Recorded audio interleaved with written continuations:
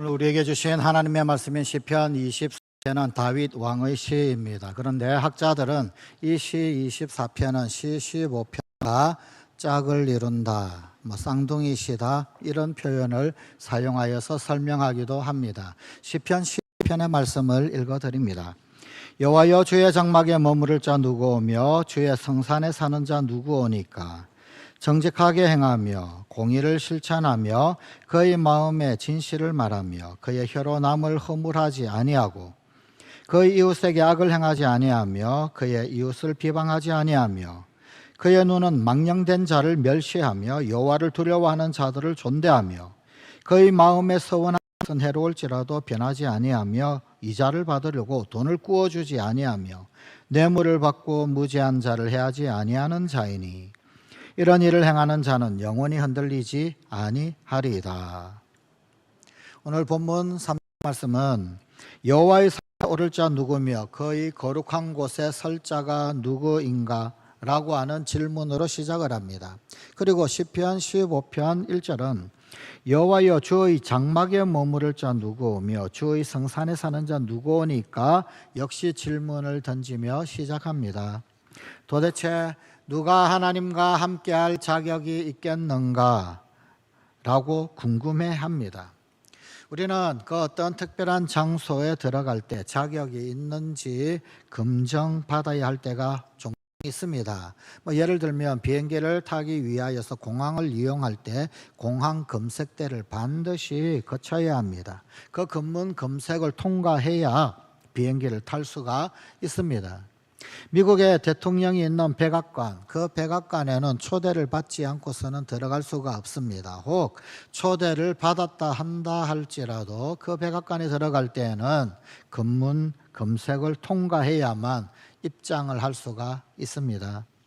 놀이공원에도 입장권이 있어야 들어갈 수가 있습니다. 또 놀이기구를 탈 만한 신체 조건을 갖추지 못했다라고 한다면은 아무리 줄을 오래 서고 기다리고 있다라고 한다 할지라도 그 놀이기구를 탈 수가 없습니다. 어떤 입장할 수 있을 만한 조건이 되어야만 이용할 수 있고 탑승할 수 있고 합니다. 장소의 특성에 따라서 입주 기준 혹은 입장 기준이 꽤 까다롭기도 합니다. 왜냐하면 생명이 달려있기에, 안전이 달려있기에, 이익이 달려있는 곳이기에 그러하기 때문입니다. 백악관에 들어가기도 쉽지가 않은데, 그런데 온 우주 만물을 만드신 천지를 창조하신 창조주가 거하시는 그곳에 들어가려고 한다면 훨씬 더 어려운 검문을 통과해야만 할 것입니다. 온 우주 만물의 주인이신 창조주를 만나려면 그만큼 그 조건이 까다로운 것, 그것이 당연한 것 아니겠습니까? 창조주께서 머무시는 곳에 우리도 들어가려고 한다면 거룩이라고 하는 조건이 꼭 필요합니다. 거룩한 자만 하나님을 만날 수가 있습니다. 왜냐하면 하나님은 거룩하신 분이시기 때문입니다.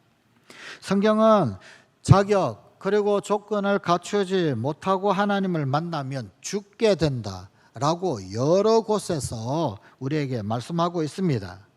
문제는 사실 거룩은 우리의 인간이 결코 충족할 수 없는 조건이더라라고 하는 것입니다.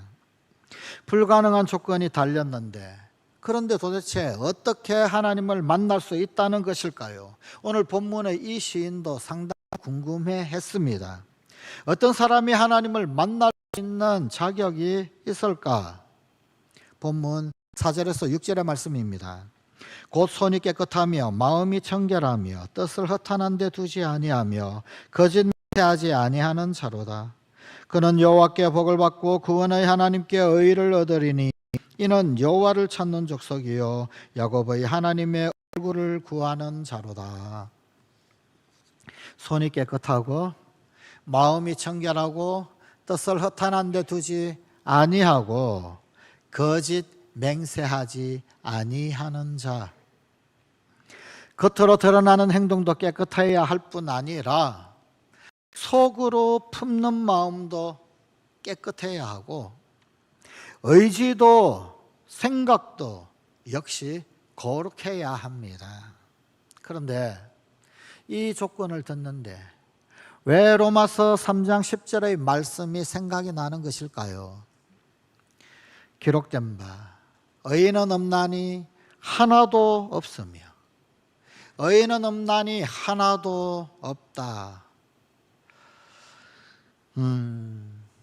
성관가족 여러분, 저는 하나님을 만날 수 있는 자격이 애초에 틀려버린 것 같습니다. 여러분들은 어떠하신가요? 여러분들은 통과하실 수 있으신가요? 지난 3년간 병원 신방을 거의 하지 못했습니다. 아주 특별한 경우, 임종을 기다리고 있는 경우, 그것도 사전에 PCR 검사를 이미 하고 또 혹은 병원의 허락을 받고 또 그것도 다가 아니라 제한된 인원, 어떤 경우에는 목사님 혼자만 들어가세요. 그래서 몇몇 경우, 그 경우만 병원에 들어가서 신방을 할 수가 있었습니다. 특히 요양시설 혹은 요양병원은 아무나 막 들어갈 수가 없었습니다. 코로나로 인한 제한 사항이 참 많았습니다. 심지어 가족의 면회조차도 차단되었던 때도 있었습니다. 안타깝지만 혹여나 코로나로 인하여서 그 코로나가 병원에 침투하게 되면 또 다른 수많은 환자들, 그들의 생명이 위태로워지기에 아주 작은 가능성조차도 다 차단하려고 철저히 외부 사람들을 차단을 했습니다.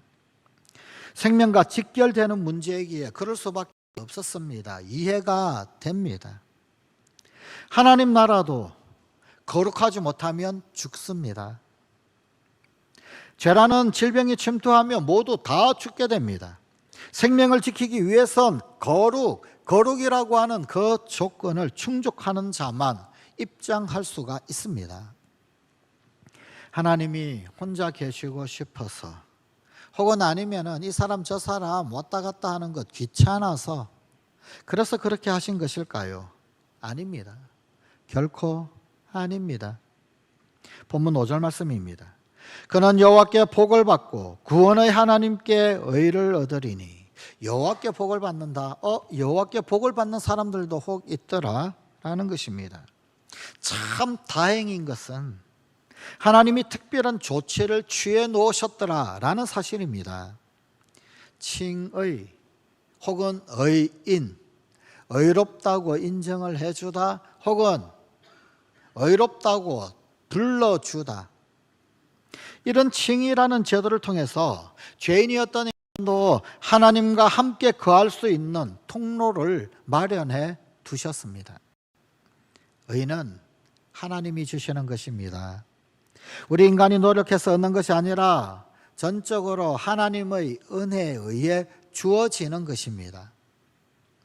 의라고 하는 기준은 여전히 높지만 그러나 하나님께서 특별히 인정을 해주시면 자격이 부족해도 입장할 수 있게 됩니다. 이것은 결코 우리의 업적이나 우리의 어떤 성취로 말미암아 이룬 자격이 결코 아닙니다. 그래서 오늘 우리에게 주신 하나님의 말씀은 사람이 어떠한 존재인지 그것이 아니라 하나님이 어떤 분이신가 라고 하는 것을 먼저 찬양하고 있습니다. 오늘 본문 1절 2절의 말씀입니다. 땅과 거기에 충만한 것과 세계와 그 가운데 사는 자들은 다 여호와의 것이로다. 여호와께서 그 틀을 바다 위에 세우심이요 강들 위에 건설하셨도다. 본문 시의 첫 시작 부분, 첫 번째 부분, 하나님을 찬양하는 노래입니다. 하나님의 창조의 능력을 축하하고 만물을 다스리시는 여호와의 주권을 노래하고 있습니다. 하나님은 온 세상의 창조자이십니다. 하나님은 또한 온 세상을 만드셨기에 그 세상이 운행되게 하시는 운행자 그리고 주권자이십니다. 이렇게 하나님의 창조와 주권을 먼저 노래하는 것, 이것은 우리에게 시사하는 바가 대단히 큽니다.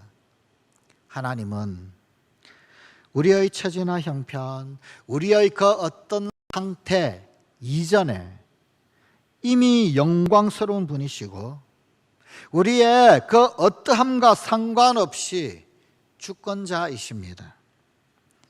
이것은 우리의 그 어떤 행위에 의하여서 하나님의 영광과 주권이 더해지거나 혹은 아니면은 감해지지 않는다라는 것입니다. 결국 하나님이 우리를 구원하시는 구속 사건도 우리의 인간의 그 어떤 행위 여부에 따라 정해지는 하나님의 구원 행위가 아니라 언제나 하나님의 선행하는 구원 행위로 말미암아 우리에게 일어난 일이더라라는 것입니다. 다만 하나님을 인격적으로 만나고 하나님의 용서, 하나님의 사랑을 경험하게 될 때 우리의 관심은 하나님을 위한 그 어떤 행위로 향하게 됩니다. 하나님은 우리를 그분의 소유로 삼으시고 친히 우리의 주인이 되셨습니다. 그러나 과연 우리가 하나님께서 소유하려 하실 만큼 하나님께 합당한 존재일까요? 이 우리나라 사람들은 참 명품을 좋아하는 것 같습니다. 우리나라가 명품 신드롬을 앓고 있은 지는 이미 오래되었습니다. 고가 유명 브랜드, 가방이나 옷이나 시계, 액세서리, 혹은 선글라스 등까지 그야말로 날개 돋친 듯이 핀다고 합니다. 그래서 그 유명 브랜드의 회사들이 특별히 우리나라에서는 다른 데보다도 한 10% 정도 더 비싸게 팔고 있는 것. 이것이 뉴스에 보도가 되고 그래서 이슈가 되었던 적도 있었습니다. 심지어 유사 혹은 미조품들의 시장 규모도 상당하다고 합니다.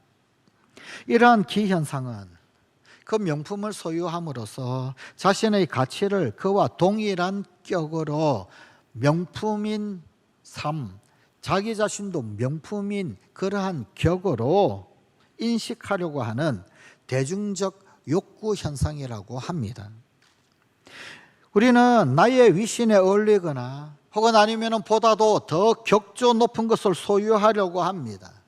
그것이 자신의 수준을 나타내 준다고 생각하기 때문입니다. 베드로전서 2장 9절에는 너희는 택하신 족속이요 왕같은 제사장들이요 거룩한 나라요 그의 소유된 백성이라고 하는 말씀이 있습니다. 여기서 그의 소유된 백성, 그의 소유된 백성, 하나님과 우리의 관계를 소유 관계로 설명을 하고 있는데 이 말씀을 따라 소유 관계를 하나님의 관점에서 한번 생각해 보십시다. 우리를 소유하신 하나님은 우리로 말미암아 가치가 올라가시는 것, 그런 것이 전혀 없습니다. 하나님이 우리를 소유하셔서 하나님의 가치가 더더욱 높아지거나 하나님의 격조가 더 높아지거나 그러한 것이 아니더란 말입니다. 아니 반대로 오히려 하나님으로 말미암아 그분의 소유된 우리의 값어치가 비교할 수 없게 빛나게 됩니다.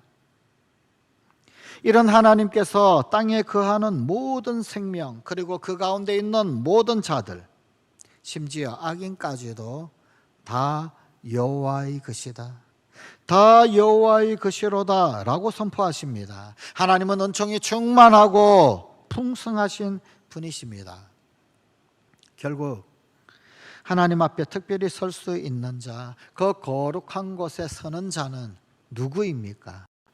본문 6절 말씀입니다. 이는 여호와를 찾는 족속이요 야곱의 하나님의 얼굴을 구하는 자로다. 하나님의 존전에 설 수 있는 사람들은 뛰어난 능력, 또 그 어떤 자격, 또 어떤 성취를 달성하여 이룬 능력자들이 아닙니다. 단지 여호와를 찾고 단지 하나님의 얼굴을 구하는 자들입니다. 자신의 죄를 알고 도저히 그 죄를 스스로 극복하지 못함을 깨달아 알고 그래서 하나님께 도와달라고 은총을 베풀어 달라고 은혜를 구하며 죄를 멀리하는 사람들입니다. 하나님을 만나기 위해서라면 하나님과 함께 살 수 있다면 무엇이든 할 수 있다고 고백하는 사람들입니다. 하나님이 금하신 죄를 멀리하고 싫어하는 건 당연한 일이 됩니다. 죄를 피하려고 억지로 견디고 버티고 참는 게 아니라 자연스럽게 죄를 역겹게 느끼는 사람들입니다. 거룩하신 하나님을 찾으며 자연스럽게 거룩하고 의로운 삶을 사는 자들입니다. 물론 부족합니다. 부족하고 서툽니다. 그러나 부족하고 서툴지라도 하나님을 향한 열정이 가득하기에 죄를 증오하고 멀리하게 됩니다. 이렇게 하나님께 인정받은 여호와의 산에 오르는 자, 그분의 거룩한 곳에 서는 자, 곧 예배자들은 외칩니다. 노래합니다. 본문 7절에서 10절의 노래입니다. 문들아 너희 머리를 들지어다. 영원한 문들아 들릴지어다. 영광의 왕이 들어가시리로다. 영광의 왕이 누구시냐? 강하고 능한 여호와시요 전쟁에 능한 여호와시로다. 문들아 너희 머리를 들지어다. 영원한 문들아 들릴지어다. 영광의 왕이 들어가시리로다. 영광의 왕이 누구시냐? 만군의 여호와께서 곧 영광의 왕이시로다. 문은 닫혀 있을 땐 위기 상황입니다. 외부의 공격이 있거나 혹은 아니면 전쟁이거나 혹은 아니면은 그 바깥의 출입을 막는 방패 역할, 그것을 합니다. 문이 열려 있을 때는 축제 때입니다. 안전할 때입니다. 평화의 때입니다. 그 문이 열렸을 때 입장할 수 있는 통로의 역할을 합니다. 전쟁의 시기, 위기의 시기, 위험한 시기에는 문을 닫아두고 평화의 시기, 축제 시기가 오면 문을 활짝 열어둡니다. 문들에게 명령을 합니다. 문을 열어라. 문을 열어라. 무슨 말입니까? 전쟁을 승리하신 왕이 오시니 문을 활짝 열고 평화의 축제를 마음껏 열자고 환호합니다. 그렇습니다. 죄와의 전쟁은 이미 승리했습니다. 내가 아니라 우리가 아니라 주님이, 하나님이 승리하셨습니다. 하나님과 함께 거하며 평화의 날을 즐기는 사람들, 그들은 이 노래를 즐거이 부를 수 있습니다. 구약학자 중에서 월터 브루그만은 예배 공동체는 하나님의 통치를 기뻐하고 송축함으로써 세상의 불의한 권력을 정죄하고 그에 저항하는 자들이라고 가르칩니다. 오늘 교회를 다스리시고 성도들의 섬김을 받으시는 우리의 하나님은 어떤 왕이십니까? 그분은 진리의 왕이십니다. 그분은 공평과 정의요 안녕과 평안의 주님이십니다.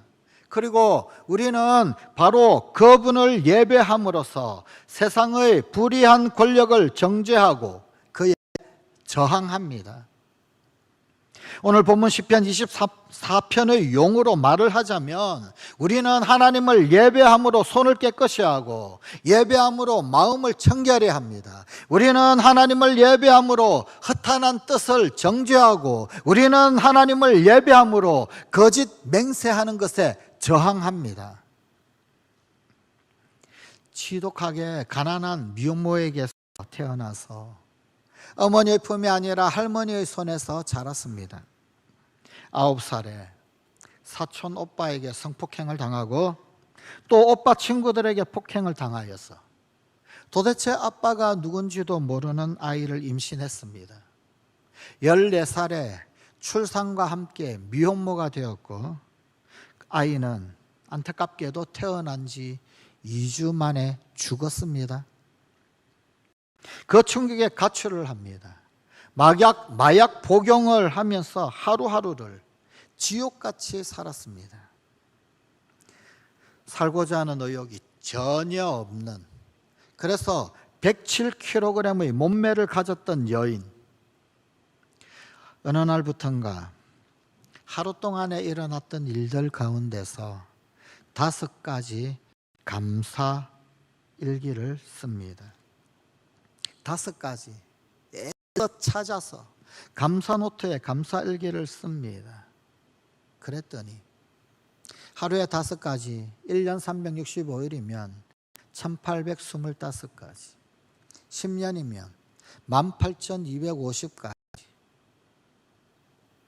그러고 보니 만 가지가 넘는 감사의 이유가 있고, 만 가지가 넘는 하나님을 경외하고 송축해야 할 이유들이 있더라는 걸 발견을 합니다.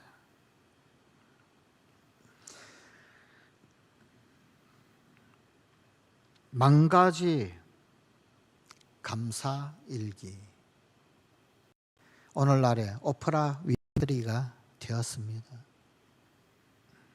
감사할 수 없는 조건과 환경 가운데서 만 가지 이유의 감사가 만들어낸 기적이었습니다. 사랑하는 성관가족 여러분, 우리가 주님께 감사하고 송축하고 예배하는데 만 가지 이유가 있습니다.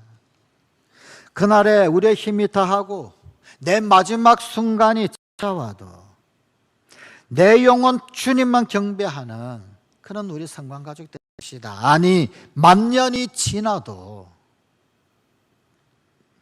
이제 죄와 죽음의 결박에서 벗어나 죄와 죽음이 모두 해결된 하나님의 지극한 성소에 들어가서 기쁨과 평화의 축제를 지금 마음껏 누리는 성관가족이 되십시다.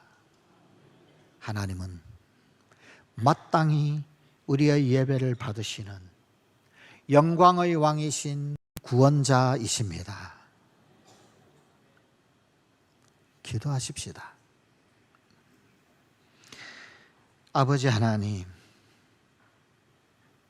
하나님을 경배하고 송축할 만 가지 이유가 있으나 단 한 가지 이유의 불평 때문에 찬미의 자리를, 예배의 자리를, 하나님 송축함을 떠났음을 고백합니다.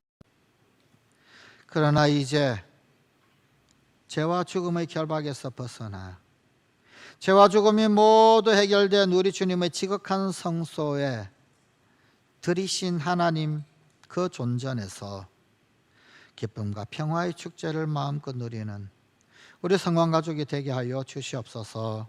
마땅히 우리의 예배를 받으시는 영광의 왕이신 구원자 하나님 앞에 찬미의 제사를 올리고 엎드려 경배하고 송축하고 예배자 되는 거룩한 곳의 선자들, 지극한 성산의 선자들, 여호와의 산에 오른 자들, 우리 사는 성관가족들 되게 하여 주시옵소서. 그날이 다가오고 우리의 힘이 다하고 우리의 마지막 순간이 찾아온다 할지라도 영원토록 우리의 영혼 주님 경배하는 우리 성관가족들, 아니 만년이 백만년이 지나도 우리 주님 경배하는 우리 성관가족들이 되게 하여 주시옵소서. 예수님 이름으로 기도드리옵나이다. 아멘.